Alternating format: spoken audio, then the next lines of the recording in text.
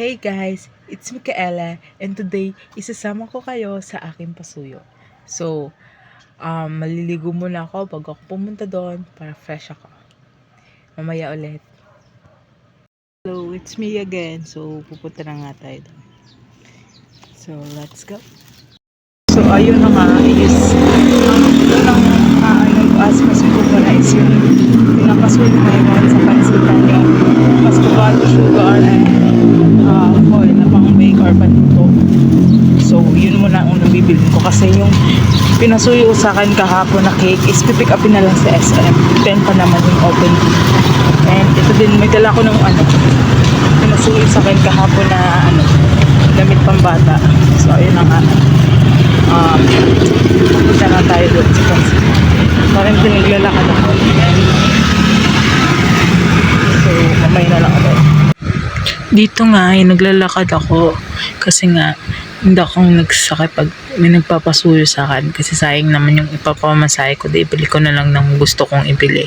So ito na nga, papunta na ako, malapit ako sa Ayala. So ayun na nga, naglalakad na ako at tumatawid ako papuntang Ayala para makapunta doon sa Pansit Mickey. Medyo nahihiya pa ako dyan kasi first time ko ng video ng ganda eh. So ayan na nga, tama lakad-lakad lang. So ayan na.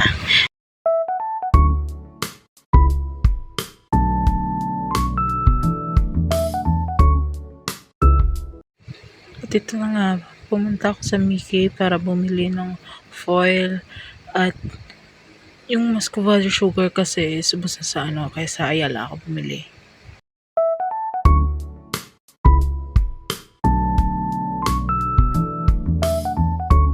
Guys, mga 11 AM ko na po na yung mga items doon sa Pierre napadala kasi nga medyo natagalan ako sa pagpunta sa SM nga.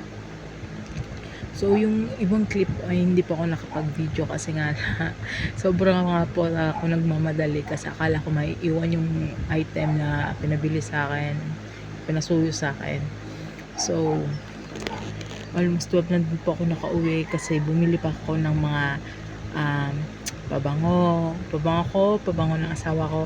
And so ngayon po ay nakahiga na po ako kasi gusto ko magpahinga ng konting minuto para makapag-ayos din ako dito sa bahay kasi umayang gabi uuwi din yung asawa ko, ayaw nang mandumi dito.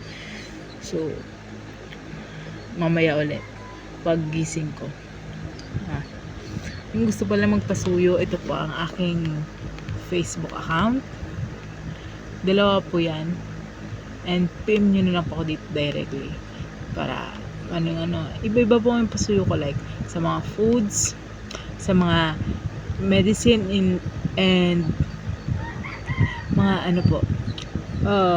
damit, ganyan, mga gamit sa paaralan or mga books or yung sa magpa-schedule ng national ID, nilalakad ko din po yan. And yung sa sa pag ng birth certificate, magkuha ng birth certificate, need lang po kasi ng authorization ng magpapakuha. Tapos basta marami po akong kahit po mga pets, aso, pag magpapa-make up, pag bumili ng aso magpapa-make up or binebenta yung aso tapos walang time para maghintay ng for meet up, inaasikaso ko din po yun. And basta kahit po nalalakad ko mga pasuyo po, basta ayun nga po, PM nyo na lang ako directly, mag-reply din po ako agad. Nakadepende po ang aking pasuyo sa kung malayo po or malapit lang, konti or marami, magian or mabigat, yun po. Doon po nakadepende yung yung charge ko po for pasuyo. So yun na nga yun. Mag-iidlip muna ako and mamaya ulit. Bye!